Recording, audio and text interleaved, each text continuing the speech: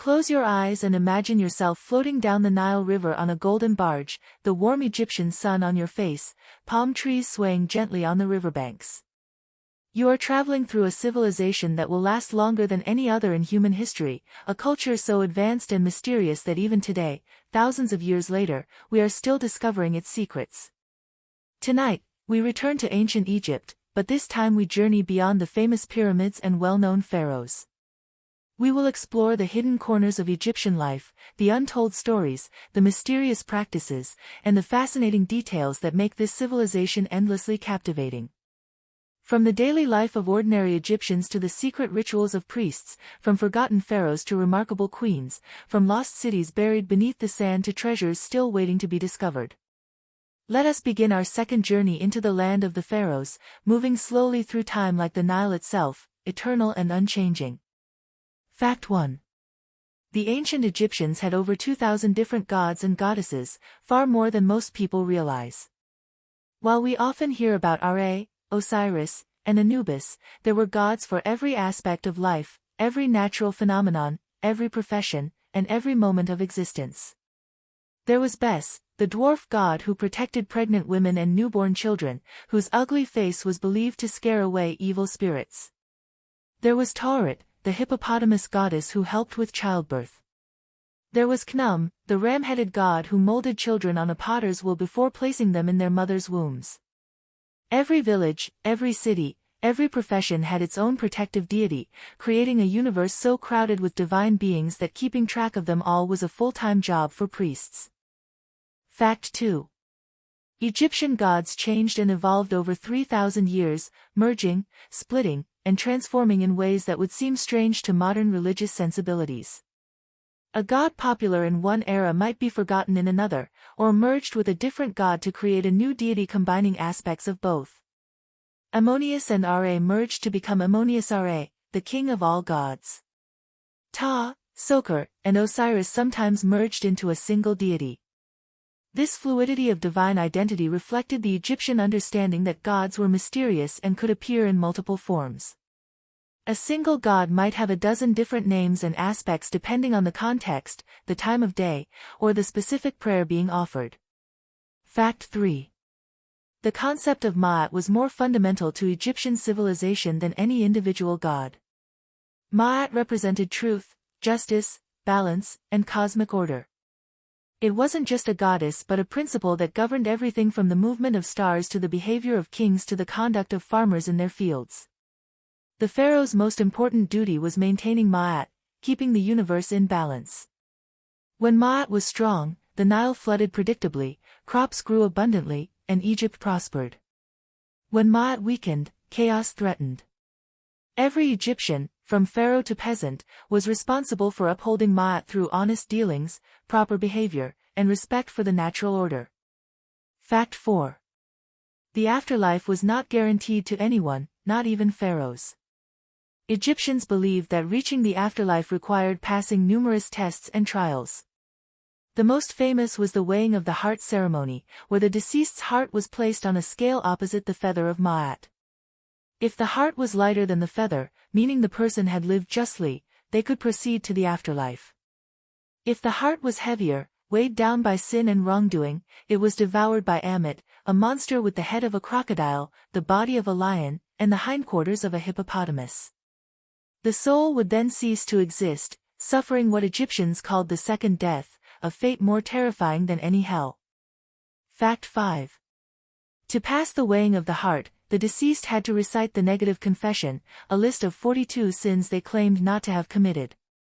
Standing before 42 divine judges, one for each sin, the soul would declare, "I have not killed. I have not stolen. I have not told lies. I have not been angry without cause. I have not polluted the water. I have not been loud-voiced." The list went on, covering everything from murder to rudeness, from theft to gossiping. This confession reveals what Egyptians valued: honesty, self-control, respect for others, and environmental stewardship. Breaking these principles didn't just harm other people but disrupted Ma'at itself, threatening cosmic order. Fact 6. Egyptian priests were not spiritual leaders who preached to congregations but rather ritual specialists who maintained the temples and served the gods' physical needs. Each morning, the high priest would enter the innermost sanctuary of the temple, open the shrine containing the god's statue, and perform the ritual of awakening the god.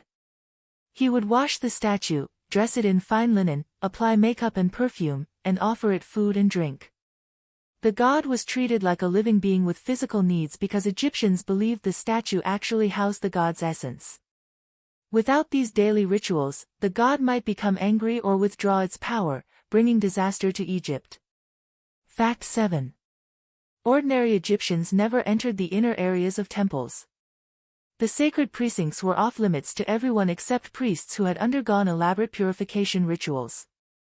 These priests shaved their entire bodies, including their eyebrows, bathed multiple times daily in sacred pools, wore only white linen, and avoided certain foods. They lived partially apart from society, especially during their periods of temple service. The most sacred rituals occurred deep within temples, in dark rooms lit only by oil lamps, where priests performed ceremonies that common people never witnessed but trusted maintained cosmic order. Fact 8.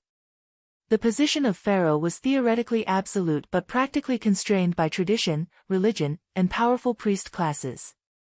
A pharaoh could not simply do whatever he wished. He was bound by Ma'at to rule justly, maintain temples, ensure proper floods, and follow precedents set by his ancestors. The priests of Ammonius at Thebes became so powerful during certain periods that they rivaled the pharaoh's authority. Some pharaohs struggled against this priestly power. Akhenaten tried to abolish the traditional gods entirely, creating what may have been the world's first monotheistic religion centered on Aten, the sun disk. His religious revolution failed spectacularly, and after his death, Egypt quickly returned to the old gods. Fact 9. Akhenaten's religious revolution was so complete that he built an entirely new capital city, Akhetaten, modern-day Amarna, dedicated solely to Aten worship. He closed temples to the old gods, erased their names from monuments, and redirected temple wealth to Aten.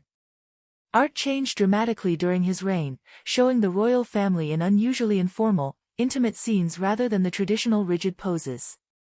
Akhenaten and his wife Nefertiti were depicted with elongated heads, protruding bellies, and feminine hips, a radical departure from idealized royal imagery.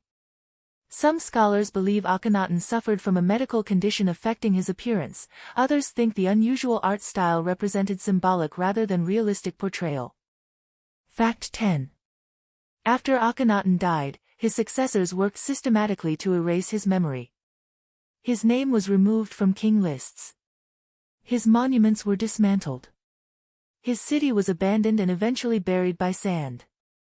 His son, the boy king Tutankhamun, was pressured by powerful priests to restore the old gods and move the capital back to Thebes. Young Tutankhamun, probably only 8 or 9 years old when he became pharaoh, was little more than a figurehead controlled by advisors who guided Egypt back to traditional religion. The priests wanted to ensure that Akhenaten's monotheistic experiment would never be repeated. Fact 11. Tutankhamun, despite being one of the most famous pharaohs today because of his intact tomb, was actually a minor king who achieved little during his brief reign. He died around age 18 or 19, possibly from complications of a broken leg that became infected, though theories about his death range from murder to genetic disorders to chariot accidents. He was buried in a small tomb, probably not originally intended for a pharaoh, because his death was unexpected. The tomb's small size actually helped preserve it. Robbers who plundered nearly every royal tomb in the Valley of the Kings somehow missed or abandoned Tutankhamun's, leaving its treasures undisturbed for over 3,000 years. Fact 12. When Howard Carter opened Tutankhamun's tomb in 1922, he found over 5,000 objects crammed into the small space. There were chariots, beds, thrones, weapons, jewelry, statues, clothing, food, wine, and countless other items meant to serve the young king in the afterlife. The burial mask, made of solid gold inlaid with lapis lazuli and other semi-precious stones, has become one of the most recognizable images in the world. But equally remarkable were the everyday items, board games, the king's childhood toys, jars of honey still edible after millennia, and even samples of his hair from childhood, carefully preserved. These personal items make Tutankhamun feel human in a way that grand monuments cannot. Fact 13. The curse of the Pharaohs, the legend that those who disturb royal tombs will die, emerged after Lord Carnarvon, who funded the excavation of Tutankhamun's tomb, died from an infected mosquito bite shortly after the tomb's opening. Newspapers sensationalized his death, creating stories about ancient curses despite no evidence of any curse inscriptions in the tomb. Howard Carter himself lived for 17 more years after opening the tomb. Most people involved in the excavation lived normal lifespans. The curse is almost certainly myth, but it reveals something interesting about how the modern world views ancient Egypt, as mysterious, dangerous, and possessing secrets that perhaps should remain buried. Fact 14. The Valley of the Kings contains 63 known tombs, though more may still be hidden beneath the sand and rock. These tombs were cut deep into the valley's limestone cliffs in an attempt to hide them from robbers, unlike the pyramids which announced their presence and were plundered in ancient times.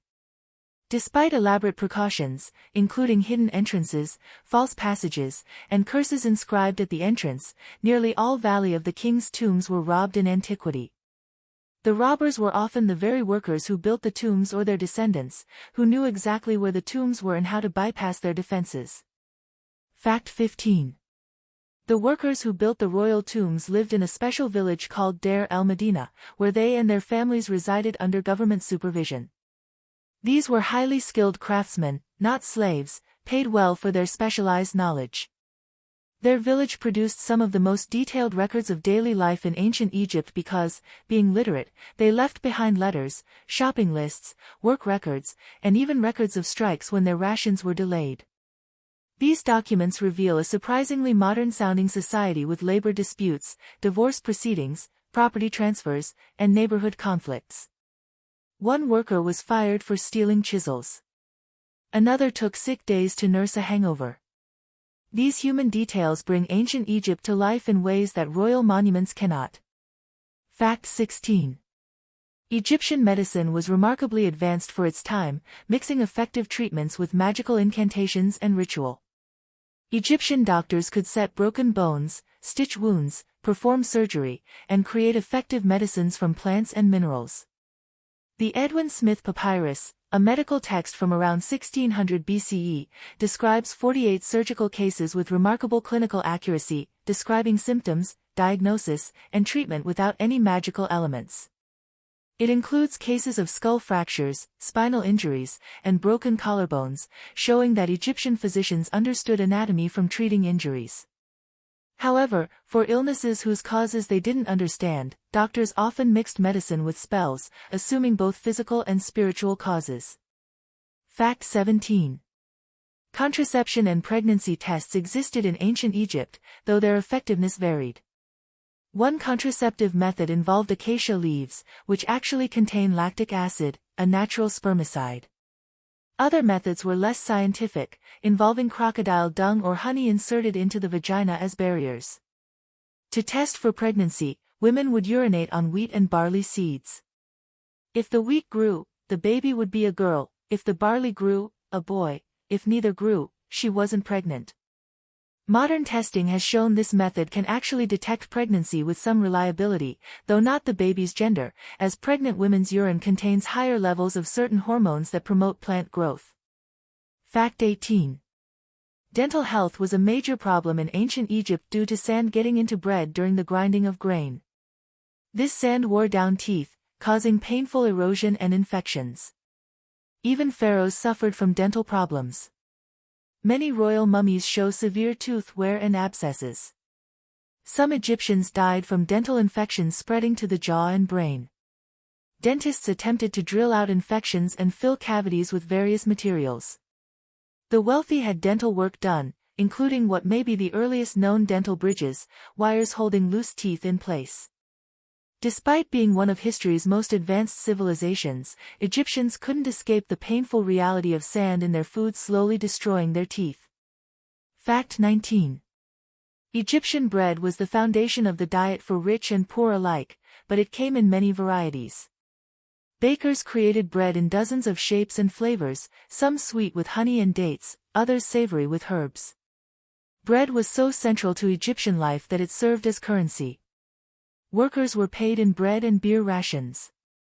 The size and quality of one's bread allotment indicated social status. Rich Egyptians ate fine white bread made from carefully sifted flour. Poor Egyptians ate coarse brown bread with visible grain husks. Bread was also left as offerings to the gods and the dead, appearing in tomb paintings showing tables piled high with loaves. Fact 20. Beer was the national drink of Egypt, consumed daily by everyone from pharaohs to children, because it was safer than water and provided nutrition. Egyptian beer was thick and nutritious, more like liquid bread than modern beer, with a porridge-like consistency. It was made from partially baked bread crumbled into water and left to ferment. Brewers flavored beer with dates or honey. It had relatively low alcohol content and was drunk through straws to filter out sediment.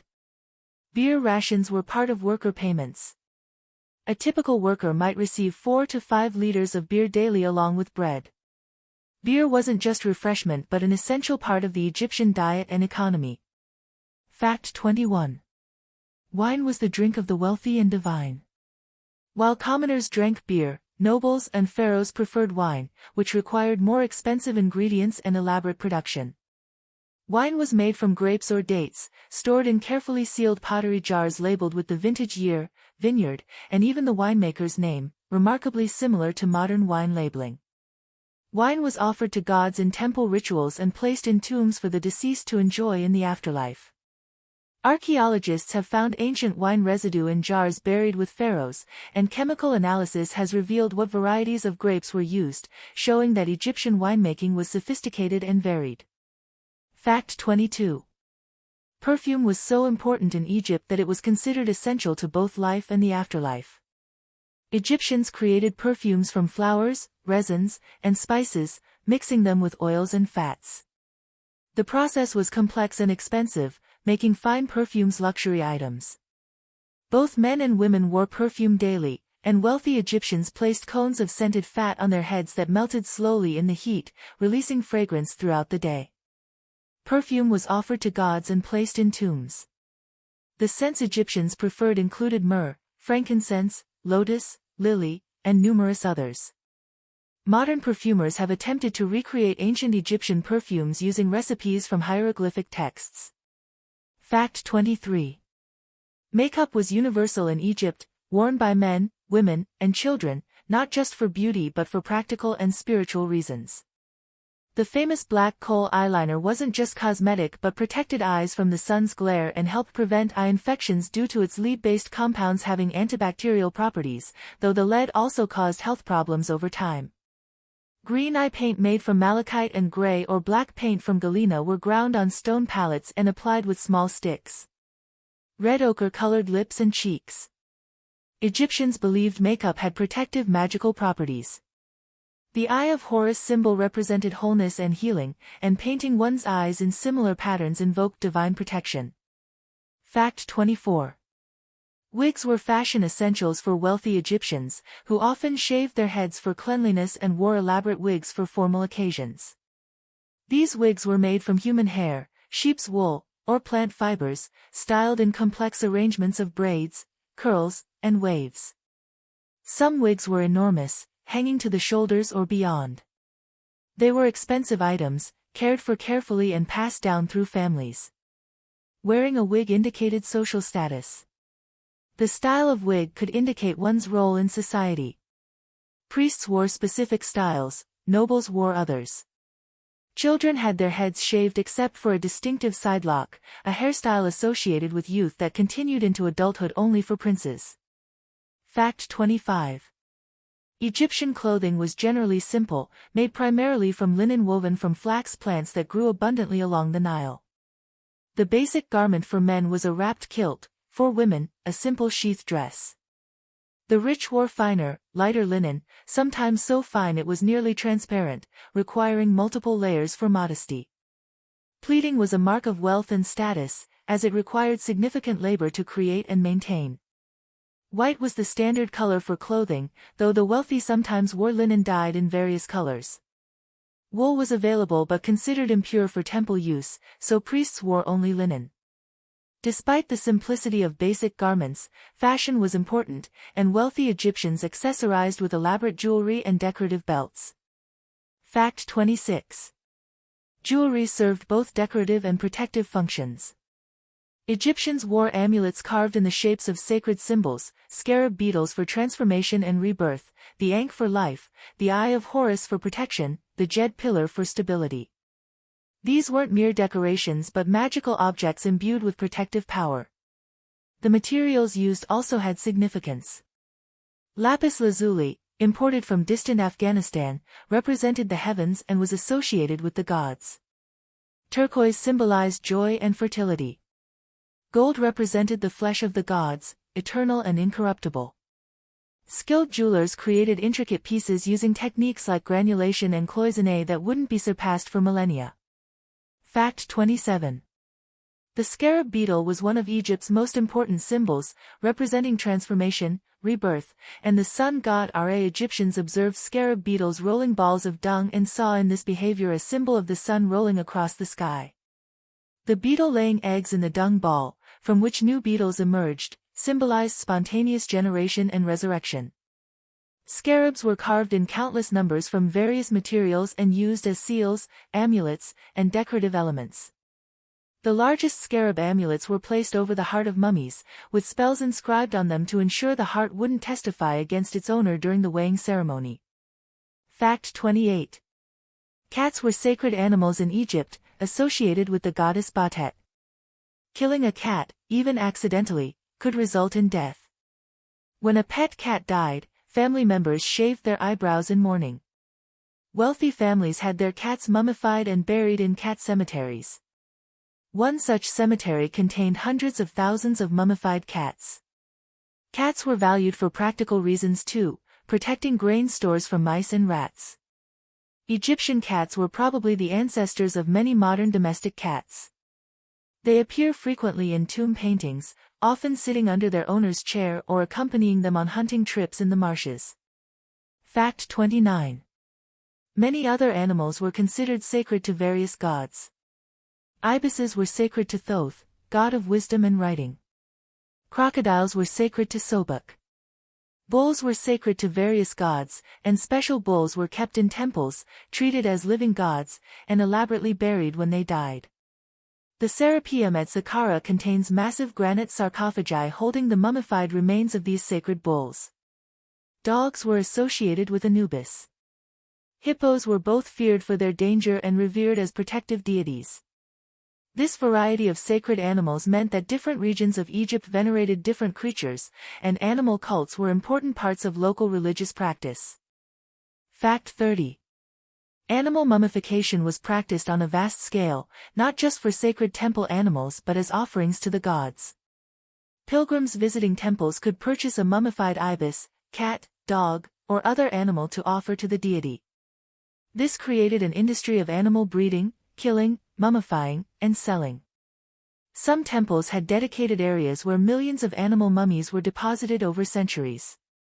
Modern excavations have found chambers stacked floor to ceiling with mummified birds, cats, crocodiles, and other creatures. Chemical analysis has shown that many of these animals were killed young specifically for mummification, revealing a darker side to Egyptian animal worship. Fact 31. The process of mummification took 70 days and was expensive, affordable only to the wealthy. The deceased was taken to the embalming tent where priests performed the ritual. First, the brain was removed through the nose with long hooks, a procedure that destroyed the brain as it was pulled out in pieces. Egyptians believed the brain had no important function and discarded it. Next, an incision was made in the abdomen and all internal organs except the heart were removed. The liver, lungs, stomach, and intestines were separately preserved in canopic jars. The heart remained in the body because Egyptians believed it was the seat of intelligence and would be needed in the afterlife. Fact 32. After organ removal, the body was packed with natron, a natural salt that dried out all moisture. It sat in natron for 40 days, after which the body was a dried, shrunken husk. The cavity was then stuffed with linen, sawdust, or sand to restore shape. The skin was treated with oils and resins. Resin was poured into the skull to preserve it. The body was wrapped in hundreds of yards of linen strips, with amulets placed between layers for protection. The wrapping process was ritualized, with priests reciting spells. The final layer was often a linen shroud painted with protective symbols. The entire process was a sacred ritual meant to preserve the body for eternity. Fact 33. Not all mummifications were equal. The wealthy received the full treatment described above. Middle-class families might afford a simpler version with organs removed but less elaborate wrapping and fewer amulets. The poor received the cheapest mummification, sometimes just being washed, wrapped in a reed mat, and buried in the desert sand. Ironically, the simplest burials in hot dry sand sometimes preserved bodies better than elaborate mummifications, as the sand naturally desiccated the corpse without the need for natron or chemical treatments. The elaborate mummification was as much about status and religious ritual as actual preservation. Fact 34. The Book of the Dead wasn't a single book but a collection of spells that could be customized for each deceased person. Wealthy individuals commissioned their own personalized versions with spells they thought most useful, written on papyrus scrolls placed in their tombs.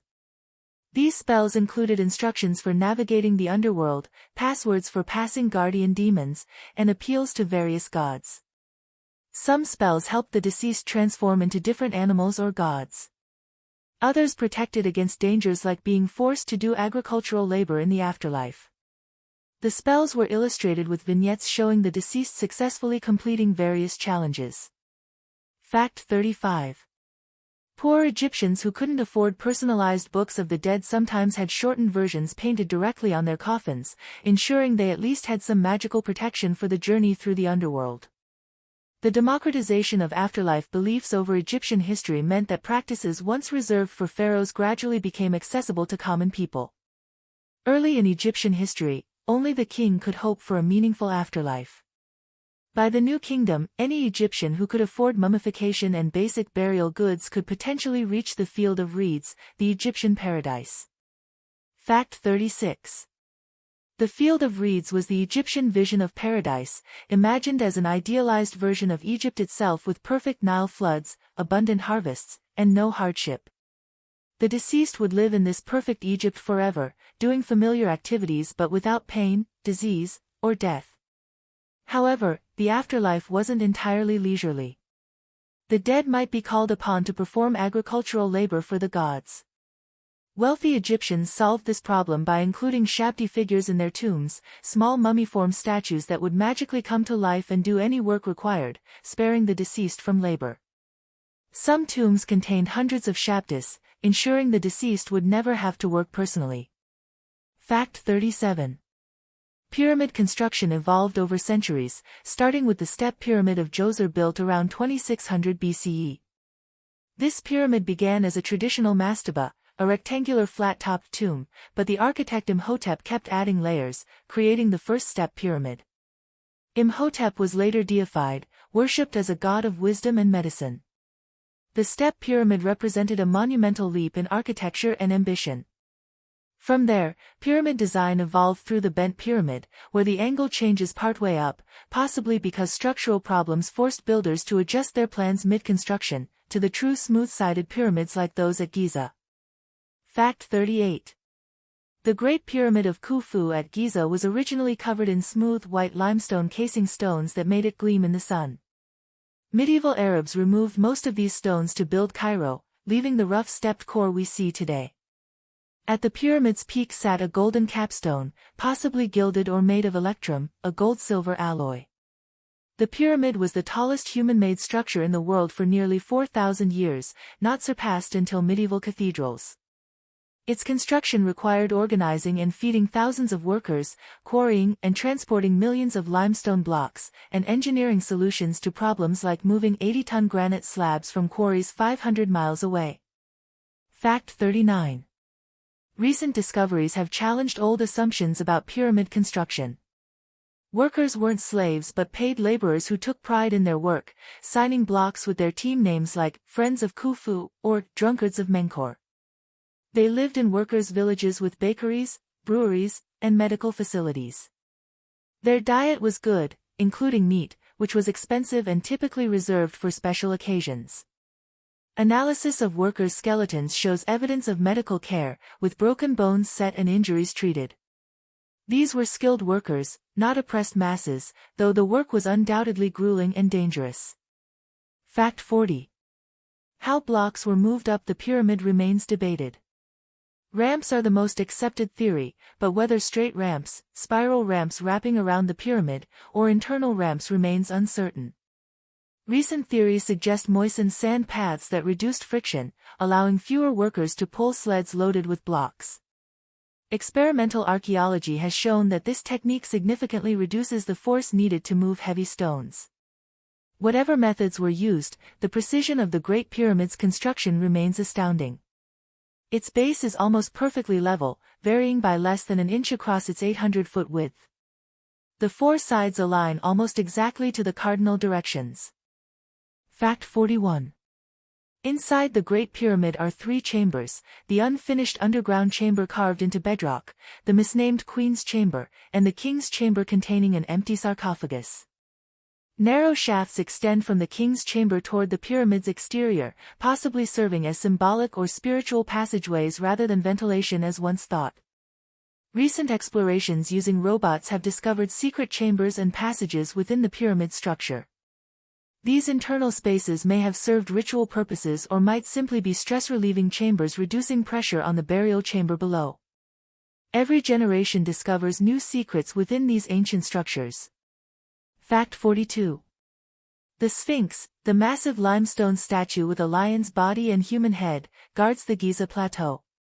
Most scholars believe it represents Pharaoh Khafre, whose pyramid stands behind it, though alternative theories suggest it might predate the pyramids. The Sphinx has been buried and uncovered by desert sands repeatedly throughout history. In ancient times, it was already mysterious and ancient. Pharaoh Thutmose IV placed a stela between its paws, describing a dream where the Sphinx promised him the throne if he cleared away the sand engulfing it. The Sphinx's nose, missing since at least the 14th century, has spawned numerous legends, from Napoleon's troops using it for target practice, which is chronologically impossible, to intentional defacement by religious iconoclasts. Fact 43. Egyptian queens wielded considerable power, more than in most ancient civilizations. Queen Hatshepsut ruled as pharaoh for over 20 years, one of Egypt's most successful rulers. She declared herself pharaoh, not queen regent, and wore the traditional pharaoh's regalia including the false beard. She built magnificent temples and led military campaigns.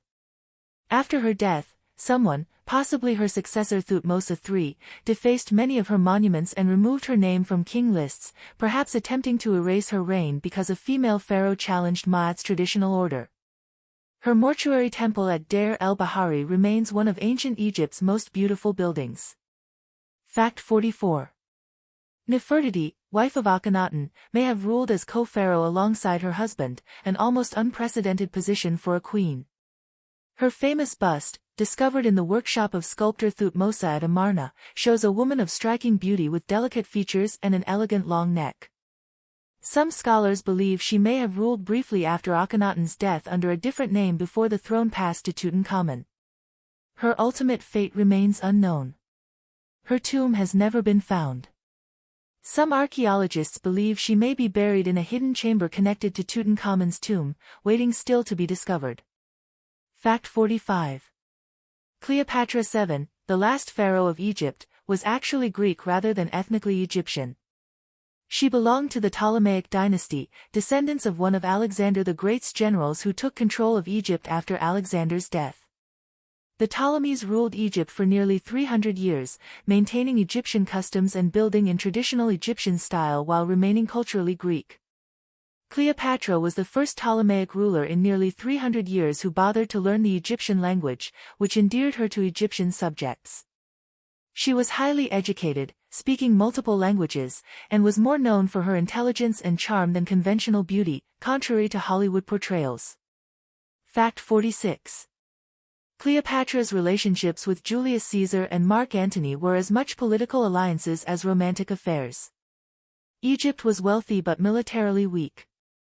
Rome was powerful but interested in Egypt's grain production and gold. Cleopatra needed Roman military support to maintain her throne against rivals. Caesar and Antony needed Egypt's wealth to fund their political ambitions. Cleopatra bore Caesar a son, Caesar Ion, whom she claimed was Caesar's heir, though Rome didn't recognize this claim. Her relationship with Mark Antony produced 3 children.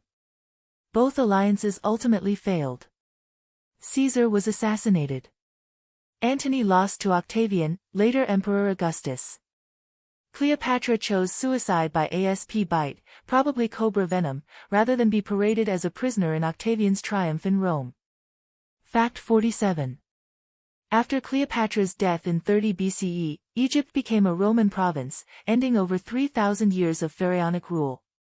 The Romans exploited Egypt's agricultural wealth, making it the breadbasket of the empire. Roman emperors continued some pharaonic traditions, depicted themselves in Egyptian style on temple walls, and protected Egyptian religious sites because Egyptian grain fed Rome. However, Egyptian civilization as an independent culture was ending. Greek became increasingly dominant. Traditional Egyptian religion declined as Christianity spread. By the 4th century CE, the last hieroglyphic inscriptions were carved, and knowledge of how to read ancient Egyptian writing was lost for over 1,000 years. Fact 48. Hieroglyphic writing, which had served Egypt for over 3,000 years, became undecipherable after ancient Egyptian civilization ended.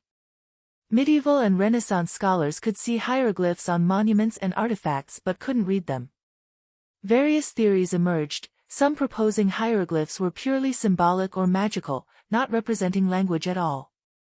The breakthrough came with the Rosetta Stone, discovered by French soldiers in Egypt in 1799. This stone bore the same text in 3 scripts: hieroglyphic, Demotic Egyptian, and Ancient Greek. Since scholars could read Greek, they had the key to unlocking hieroglyphs. Fact 49. Jean-François Champollion finally deciphered hieroglyphs in 1822, over 20 years after the Rosetta Stone's discovery. The breakthrough came when he realized hieroglyphs weren't purely symbolic but represented sounds, like alphabet letters, combined with ideograms representing whole words or concepts. This mixed system was complex, with some signs representing sounds, others representing ideas, and still others serving as determinatives that clarified meaning. Champollion's decipherment opened Egyptian civilization to modern scholarship.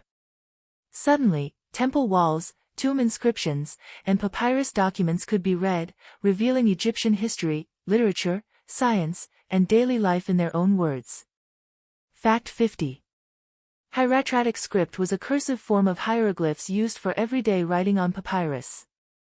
While hieroglyphs were used for monumental inscriptions carved in stone, hieratic was faster to write and suited for business documents, letters, and literary texts. Even more cursive was Demotic script, which emerged later and was used for administrative and legal documents. Most educated Egyptians could read hieratic and Demotic but might not be fully literate in formal hieroglyphs, which required years of study. Scribes who mastered all 3 scripts, plus foreign languages like Akkadian for international correspondence, were highly valued and well compensated. Fact 51. Being a scribe was one of the best career paths for ordinary Egyptians without noble birth. Scribes didn't perform hard physical labor, received regular rations, and could advance to important positions. Texts praised the scribe's life compared to that of farmers, soldiers, or craftsmen who endured physical hardship. However, becoming a scribe required years of education, memorizing hundreds of hieroglyphs and their various uses. Students practiced writing on pottery shards called ostraca before being allowed to use expensive papyrus. Many surviving ostraca show students copying exercises, including teacher corrections, giving us glimpses into ancient Egyptian education. Fact 52. Egyptian mathematics was practical and sophisticated, used for surveying land, calculating grain storage capacity, determining tax amounts, and planning construction projects. Egyptians used a decimal system but represented numbers through repeated symbols rather than place value. Their fraction system was unusual, expressing all fractions except 2/3 as sums of unit fractions, fractions with 1 as numerator. The Rhine mathematical papyrus, dating from around 1650 BCE, contains 84 mathematical problems and solutions, showing that Egyptian mathematics included geometry, algebra, and even the beginnings of calculus for calculating volumes of pyramids and slopes. Fact 53. The Egyptian calendar was based on the Nile's annual flood cycle and astronomical observations, particularly the heliacal rising of Sirius, the brightest star in the sky, which coincided with the flood season's start. The year had 365 days divided into 3 seasons: Ak, the inundation when the Nile flooded; Parat, the growing season when crops sprouted; and Shimu, the harvest season. Each season had 4 months of 30 days each, plus 5 extra days at year's end, considered unlucky and dangerous. This calendar, with minor adjustments, influenced later calendars including our own. The Egyptian year's division into 12 months of roughly 30 days is the ancestor of our current calendar system. Fact 54. Astronomy was practiced both for practical purposes like maintaining the calendar and for religious reasons, as the stars were considered gods. Certain stars and constellations were associated with specific deities. Orion represented Osiris, Sirius represented Isis. Temple ceilings were decorated with astronomical charts showing constellations, stars, and planets. Some temples were oriented so that sunlight would illuminate specific chambers or statues on particular days, such as the Temple of Abu Simbel, where twice-yearly sunlight penetrates deep into the mountain to illuminate statues of the gods. Egyptian astronomical knowledge was considerable, though they didn't develop the theoretical astronomy that later Greeks would create. Fact 55. Egyptian ships were technological marvels, built without iron nails, held together with wooden pegs and rope. The oldest known seagoing ships, dating from around 2500 BCE, were discovered dismantled in pits near pyramids, probably meant for the pharaoh to sail through the heavens in the afterlife. Egyptians sailed the Mediterranean, trading with Lebanon for cedar wood, with Crete, and eventually with more distant lands. They sailed south on the Nile deep into Nubia and Africa. Queen Hatshepsut sent an expedition to the mysterious land of Punt, possibly modern Somalia or Yemen, returning with exotic goods including myrrh trees, ebony, ivory, and exotic animals. Fact 56. Egyptian art followed strict conventions for nearly 3,000 years, showing people in distinctive poses with heads in profile, eyes facing forward, torsos frontal, and legs in profile. This wasn't artistic inability but deliberate choice, showing each body part from its most recognizable angle. Size indicated importance: pharaohs were shown larger than nobles, nobles larger than commoners. Gods might be giant. Servants might be tiny. Perspective wasn't naturalistic but hierarchical and symbolic. Within these conventions, artists achieved remarkable variety and beauty. They captured motion in hunting scenes, affection in family portraits, and serenity in divine images. Fact 57. Children in Egypt were cherished and their images appear in many contexts, playing games, helping parents, or being carried. However, childhood mortality was high. Many children didn't survive to adulthood due to disease, accidents, and complications from parasites and malnutrition despite relatively good food availability. Parents protected children with amulets and spells. Protective deities like Bes and Tauret watched over pregnant women and newborns. When children died, they were buried with care, sometimes with toys and belongings. Small coffins decorated to look like adults show both the hope that children too could reach the afterlife and the heartbreak of parents who lost them. Fact 58. Egyptian childhood included play, education, and work depending on social class. Children of nobles attended schools, learned to read and write, and prepared for administrative careers. Children of farmers helped in fields from young ages, learning agricultural skills. Children of craftsmen apprenticed with their fathers, learning trades. But all children played, and we have surviving toys including balls, dolls, spinning tops, and small carved animals with moving parts. Board games were popular. The game of Senet appears in many tomb paintings, played by adults and children alike, apparently representing the journey through the afterlife with each move carrying symbolic meaning. Fact 59. Marriage in Egypt was primarily a practical arrangement but could also involve affection. Love poetry survives from ancient Egypt, showing that romantic love was valued even if marriages were often arranged for economic or political reasons. Marriage didn't require religious ceremony, just living together and declaring oneself married. Divorce was possible and relatively straightforward, with both parties able to initiate it. Women could own property, inherit wealth, and maintain control of their own belongings even while married. Divorce meant dividing property according to formulas that usually gave the wife 1/3 and the husband 2/3, unless the wife could prove fault, in which case she might receive more. Fact 60. Women in Egypt had more rights than in most ancient civilizations, able to buy and sell property, initiate legal proceedings, divorce their husbands, and even rule in their own right, as happened with Hatshepsut and other female pharaohs. However, society was still patriarchal with most positions of power held by men. Women worked primarily in domestic contexts, though some became priestesses, musicians, weavers, or other specialized roles. Upper-class women managed large households, oversaw servants, and handled family finances. Poor women worked in fields alongside men or took jobs as bakers, brewers, or weavers to support their families. Fact 61. Egyptian houses varied dramatically based on wealth. The poorest lived in simple mud brick structures with 1 or 2 rooms, dirt floors, and minimal furniture. The middle class had larger houses with several rooms, sometimes a second story, plastered and painted walls, and modest furniture. The wealthy had villa-like estates with multiple buildings, courtyards, gardens with pools, elaborate painted decorations, and extensive furniture. All houses used mud brick rather than stone, which was reserved for temples and tombs. As a result, most ancient Egyptian houses have crumbled to dust while temples built to last forever still stand. Fact 62.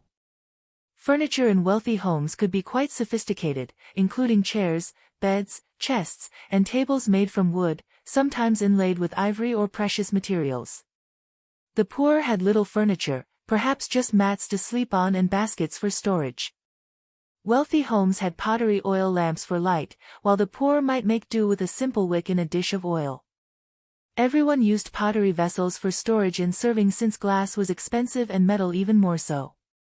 Pottery styles changed over time, allowing archaeologists to date sites by examining pottery fragments, the most common artifacts at any Egyptian site. Fact 63.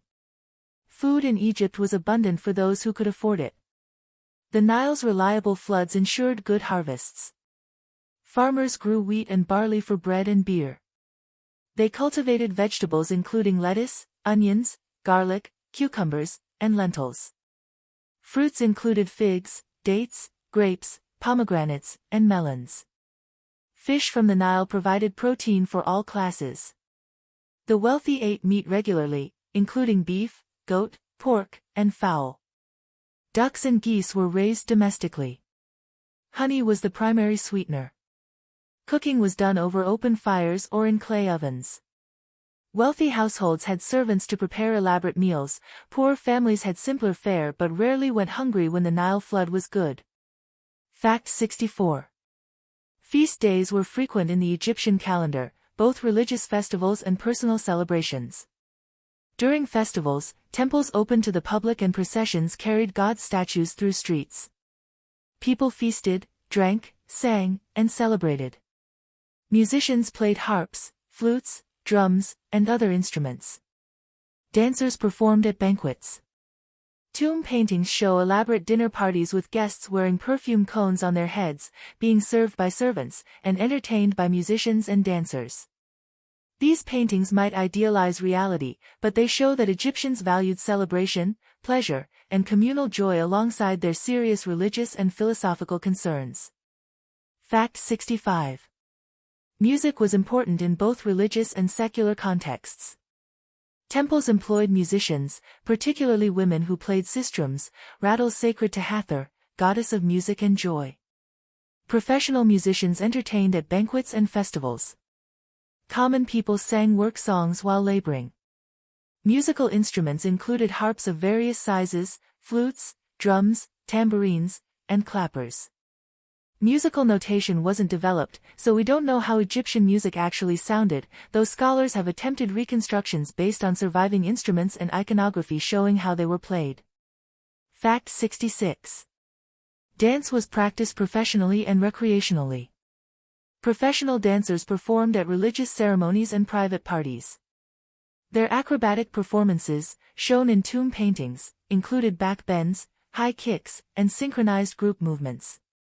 Some dances had religious significance, telling stories of gods or celebrating seasonal cycles. Others were purely entertainment. Both men and women danced, though female dancers appear most frequently in artistic depictions. Dance, like music, was considered pleasing to the gods and essential to Ma'at, bringing joy and harmony to the world. Fact 67. Egyptian literature included religious texts, wisdom literature teaching proper behavior, stories and myths, love poetry, and various other genres.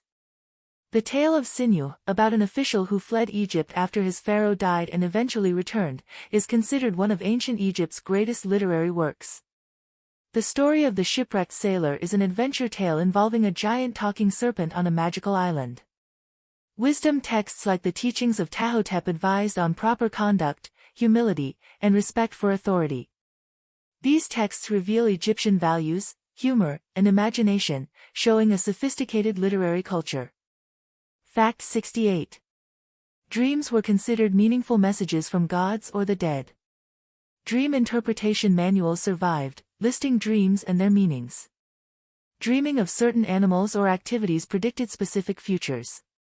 Some dreams were considered warnings to change behavior or perform protective rituals. People who had significant dreams might visit temple dream interpreters or priests for guidance. Some individuals slept in temples hoping to receive healing dreams from gods.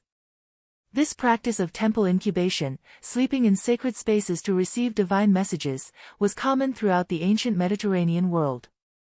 Fact 69. Magic and religion were intertwined in Egyptian thought, not separate categories as in modern thinking. Magic involved compelling gods through proper rituals and spells. Magical practices included creating protective amulets, writing spells on papyrus to fold and carry, performing rituals to harm enemies or win love, and consulting magician priests for various problems. The line between acceptable religious magic and forbidden harmful sorcery was sometimes unclear. Curses existed, with some individuals creating curse tablets calling on gods to punish enemies or thieves. Despite Ma'at's emphasis on justice, Egyptians acknowledged human spite and the temptation to use magic for selfish or harmful purposes. Fact 70. The concept of the shadow as a separate part of the soul was unique to Egyptian belief. Egyptians believed a person consisted of multiple spiritual components: the Ka, a life force created at birth; the Ba, personality that could travel between worlds; the shadow, which represented the person's power and protection; and the name, loss of which meant erasure from existence. After death, these components needed to remain intact and unified for the person to exist in the afterlife. Elaborate funerary practices aimed to preserve all aspects of identity. Destroying someone's name or images could harm them in the afterlife, leading to the practice of defacing monuments of enemies or disgraced officials. Fact 71. Akhenaten's city, Akhetaten, was built entirely from scratch in the desert between traditional Egyptian power centers. It lasted barely 20 years before being abandoned after his death, but during that brief period, it represented a complete reimagining of Egyptian society, art, and religion. The city's art style broke all conventions, showing the royal family in informal domestic scenes, playing with their children, eating meals, riding in chariots together. This naturalism and intimacy contrasted sharply with traditional rigid formality. After abandonment, the city was buried by sand, preserving it remarkably well. Modern excavation has revealed details of daily life including workers' villages, administrative buildings, and royal palaces. Fact 72. The workers who built Akhetaten left behind one of ancient Egypt's largest and best-preserved cemeteries of common people. These burials show that workers took pride in building the pharaoh's city despite the religious controversy. Some burials included miniature tomb equipment and modest grave goods, showing workers aspired to afterlife beliefs usually associated with the wealthy. The cemetery also shows the harsh reality of construction work, with many skeletons displaying injuries from accidents, arthritis from repetitive labor, and early death from the dangerous conditions of building a city in the desert. Fact 73. Nubia, Egypt's southern neighbor, had a complex relationship with Egypt, alternating between periods of Egyptian domination, Nubian independence, and even Nubian conquest of Egypt. During the New Kingdom, Egypt controlled Nubia, exploiting its gold mines and trade routes to Inner Africa. Nubian princes were brought to Egypt to be educated at the Egyptian court, ensuring loyalty when they returned to rule their territories. However, by the 8th century BCE, Nubia had grown strong enough to conquer Egypt, establishing the 25th dynasty of Kushite pharaohs who ruled both Egypt and Nubia. These Nubian pharaohs considered themselves defenders of traditional Egyptian values against foreign influence and cultural decline. Fact 74. The Nubians eventually retreated south when Assyrians invaded Egypt with iron weapons and superior military organization. The Nubian kings returned to their traditional capital at Napata and later Meroe, where they continued building pyramids, though smaller and steeper than Egyptian ones. Nubian pyramids numbered over 200, far more than in Egypt, though each was smaller. Nubian culture borrowed extensively from Egypt but developed distinct characteristics, including their own writing system called Meroitic, which still hasn't been fully deciphered. Nubian civilization continued for centuries after Egyptian civilization had been absorbed into Greek and Roman culture. Fact 75. Egyptian influence spread far beyond Egypt's borders through trade, conquest, and cultural prestige. Egyptian art influenced Greek sculpture. Egyptian obelisks were transported to Rome, Constantinople, and eventually Paris, London, and New York. Egyptian architecture inspired everything from Masonic temples to Art Deco buildings. The discovery of Tutankhamun's tomb in the 1920s sparked an Egyptomania craze influencing fashion, architecture, and design worldwide. Ancient Egypt continues to fascinate modern people, appearing in films, books, video games, and museum exhibitions that draw millions of visitors. Fact 76. The pyramids have inspired countless theories, from plausible to completely absurd, about their construction, purpose, and builders. Serious scholars debate ramp systems and labor organization. Fringe theories claim aliens built them, that they're power plants or astronomical computers, or that they encode secret mathematical knowledge. These wild theories persist despite clear archaeological evidence of how pyramids were built and extensive documentation of the workers who built them. The pyramids' continued mystery in popular imagination says more about human psychology and our desire for ancient wisdom than about actual Egyptian history. Fact 77. Egyptian influence on early Christianity was significant. Christian monasticism, the practice of monks living in isolated communities devoted to prayer, originated in Egypt with desert hermits like Saint Anthony. The Coptic Christian Church of Egypt claims direct descent from Mark the Evangelist. Early Christian theology was heavily debated in Egyptian cities like Alexandria. Christian art borrowed from Egyptian iconography, with images of Isis and Horus influencing depictions of Mary and Jesus. The Ankh symbol was adopted by Coptic Christians as a Christian cross variant. Egyptian Christianity developed distinct characteristics while remaining part of wider Christian tradition. Fact 78. The Library of Alexandria, though founded during Greek Ptolemaic rule, represented the culmination of Egypt's long tradition of scholarship and learning. It aimed to collect all the world's knowledge, with scholars estimating it held hundreds of thousands of scrolls. The exact contents and the circumstances of its destruction remain debated, but its loss represents one of history's great intellectual tragedies. The library symbolized Alexandria's position as a center of learning where Greek, Egyptian, Jewish, and other traditions mixed, producing advances in mathematics, astronomy, medicine, and philosophy. Fact 79. Cleopatra's actual appearance remains unknown. No contemporary descriptions survive, and coins bearing her image are stylized and varied. Later Roman writers called her beautiful, but they may have been speaking metaphorically about her charisma and intelligence rather than conventional beauty. Her power came from her mind, her education, her ability to speak multiple languages, and her skill at political maneuvering in a dangerous era. She managed to keep Egypt independent and relevant for 20 years beyond when it should have been absorbed into the Roman Empire, an impressive feat of statecraft under difficult circumstances. Fact 80. After Cleopatra, Egypt's ancient culture gradually faded. Traditional religion declined as Christianity spread.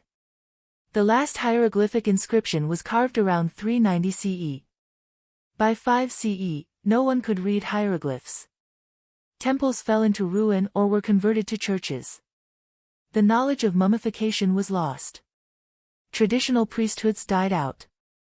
The ancient language evolved into Coptic, heavily influenced by Greek, and eventually Arabic replaced it entirely except in Christian liturgy. Ancient Egypt as a living culture ceased to exist, though its monuments remained to puzzle and inspire later civilizations. Fact 81. Medieval Arabs and Europeans saw Egyptian monuments but couldn't understand them. Pyramids were imagined as Joseph's grain storehouses from the Bible. Hieroglyphs were thought to be magical symbols. Mummies were ground up and sold as medicine, a practice that destroyed countless ancient burials. Europeans began collecting Egyptian artifacts in the 18th century, shipping obelisks, statues, and entire temple structures to European museums. This early archaeology was often destructive, prioritizing spectacular finds over careful excavation and context. Fact 82. The scientific study of ancient Egypt, Egyptology, began with Napoleon's expedition to Egypt in 1798. Napoleon brought scholars and artists who documented Egyptian monuments in unprecedented detail. The Description de l'Égypte, published after the expedition, introduced Egypt to European audiences and sparked enormous interest. The discovery of the Rosetta Stone during this expedition provided the key to deciphering hieroglyphs. Throughout the 19th century, Egyptology developed from treasure hunting into a serious academic discipline with systematic excavation, careful documentation, and preservation efforts. Fact 83. Modern Egyptology faces ethical questions about who owns ancient Egyptian heritage.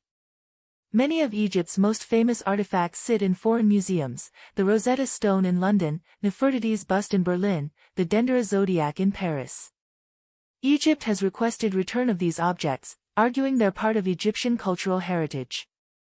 Museums counter that they preserve and display these artifacts for global audiences and that many were legally acquired under laws of the time. This debate about cultural property and historical justice has no easy answers but reflects changing attitudes about colonialism and cultural heritage. Fact 84. New discoveries continue. In recent decades, archaeologists have found previously unknown tombs, cities buried beneath modern settlements, and countless artifacts adding to our understanding. Remote sensing technology reveals structures buried beneath sand without excavation. DNA analysis of mummies provides information about diseases, family relationships, and even ancient Egyptians' appearance. Chemical analysis reveals what ancient perfumes smelled like, what foods were eaten, and what materials were used in mummification. Each new discovery adds pieces to the puzzle while often raising new questions. Fact 85. The ancient Egyptians' own understanding of their history was imperfect and sometimes mythologized. King lists tried to record all pharaohs but often omitted controversial rulers like Hatshepsut or Akhenaten. By Cleopatra's time, 2,500 years of history created confusion about when earlier pharaohs ruled. Egyptians sometimes attributed buildings to the wrong pharaohs or conflated different rulers with similar names. They told stories about ancient times that mixed history and legend so thoroughly that separating fact from fiction became impossible. Yet they maintained continuous cultural memory stretching back millennia, an achievement no other civilization matched. Fact 86. Egyptian building techniques evolved over millennia but retained core principles. Mud brick construction used Nile mud mixed with straw, formed in molds, and dried in the sun. This technique, cheap and effective, is still used in rural Egypt today. Stone construction required quarrying, transporting massive blocks, and precision placement. Egyptians used copper and later bronze tools to shape softer limestone, but for hard granite, they used harder stone hammers and abrasive sand. They developed sophisticated understanding of structural engineering, creating buildings that have lasted 4,000 years despite earthquakes and deliberate destruction. Fact 87. The Egyptian sense of time was cyclical rather than linear. They believed history repeated in patterns, with good and bad periods alternating. The concept of time itself was represented by two gods, Nihe, eternal repetition and cyclical time, and Jet, unchanging eternal time. This cyclical view meant Egyptians didn't view change as progress in the modern sense but as movement through repeating phases. This helped them endure hardships, believing better times would return, but may have also made them resistant to innovation since traditional ways were seen as correct because they repeated what had always been done. Fact 88. Color symbolism was important in Egyptian art and life. Red represented chaos, disorder, and the desert, but also power and celebration in different contexts. Green symbolized fertility, growth, and rebirth. Blue represented the heavens and the Nile, life-giving forces. Black symbolized the fertile soil and resurrection. White meant purity and sacredness. Yellow and gold represented the imperishable flesh of gods. Artists carefully chose colors to convey specific meanings. Statues of Osiris were often painted green or black to emphasize his role as god of rebirth and vegetation. Fact 89. The Egyptian understanding of the cosmos placed Egypt at the center of an ordered world surrounded by chaos. Beyond Egypt's borders lay Isfet, chaos and disorder.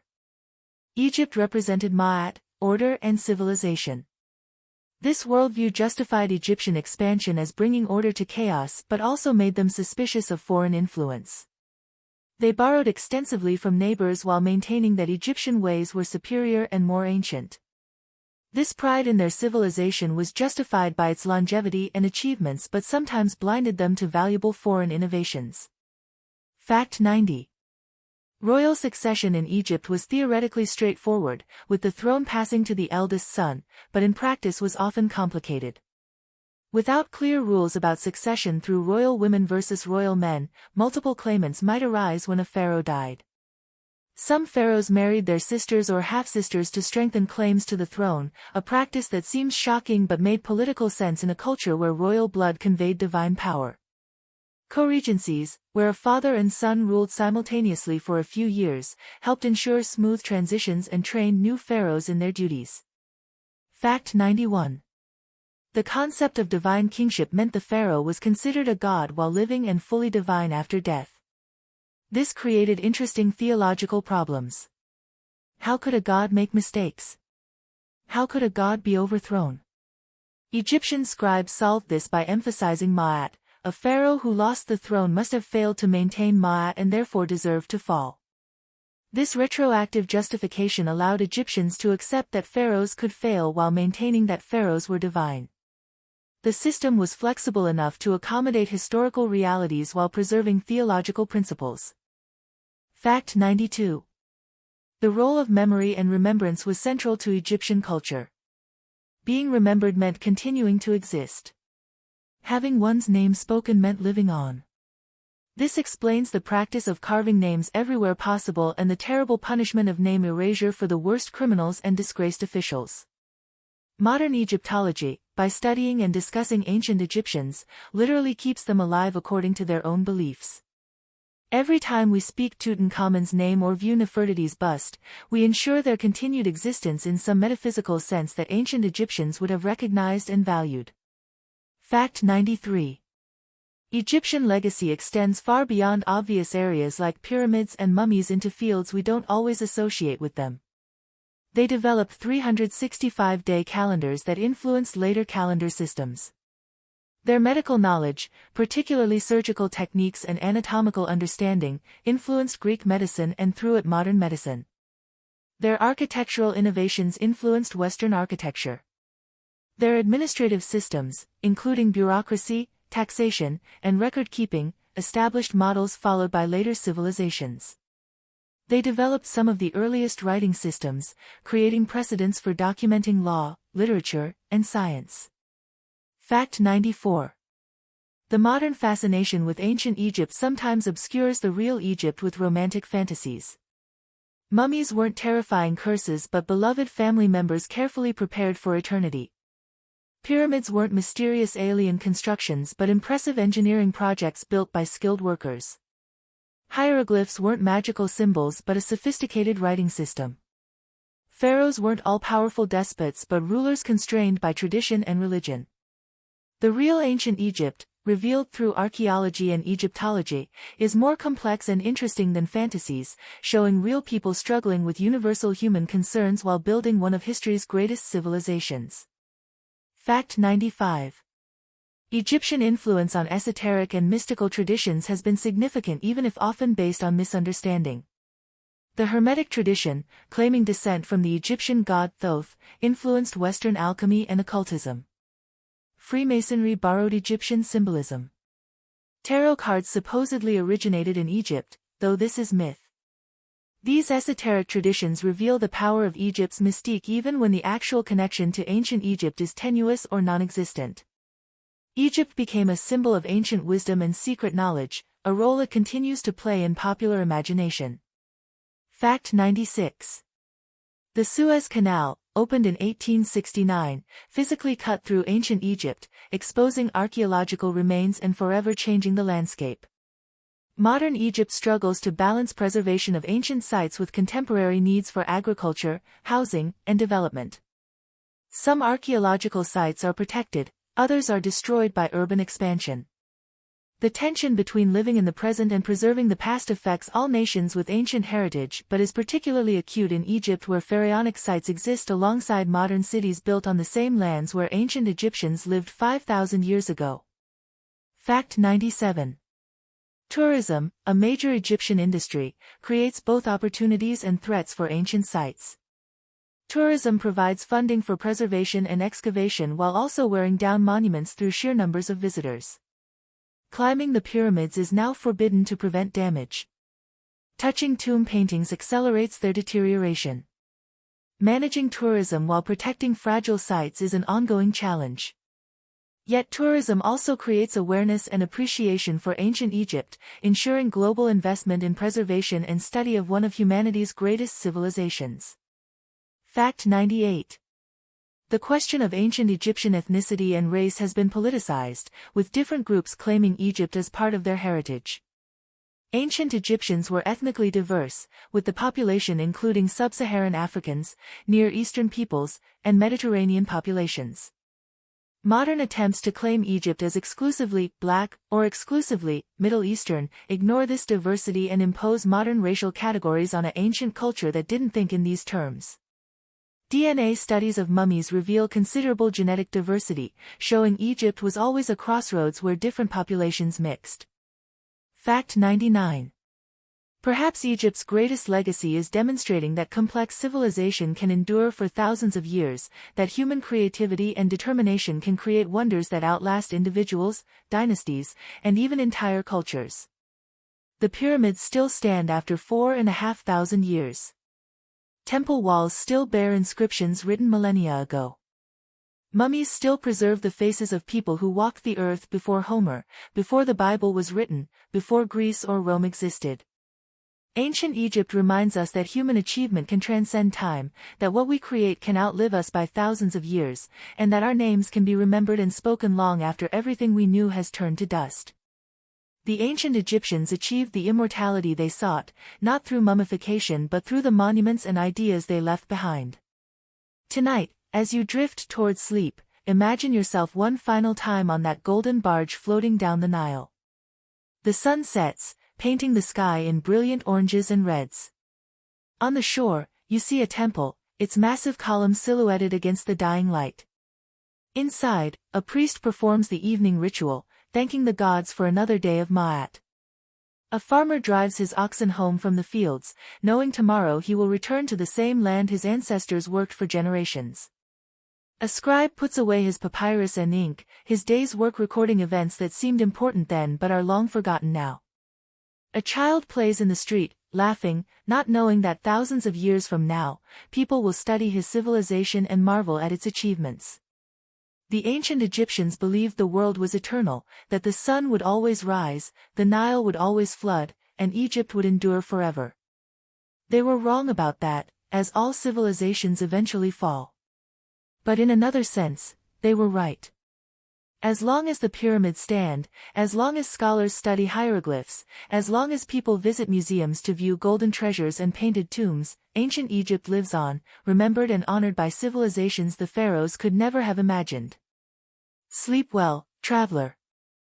May you journey safely through the night as the ancient Egyptians believed the sun god Ra journeyed through the underworld, emerging renewed with each dawn, eternal as Egypt itself dreamed of being.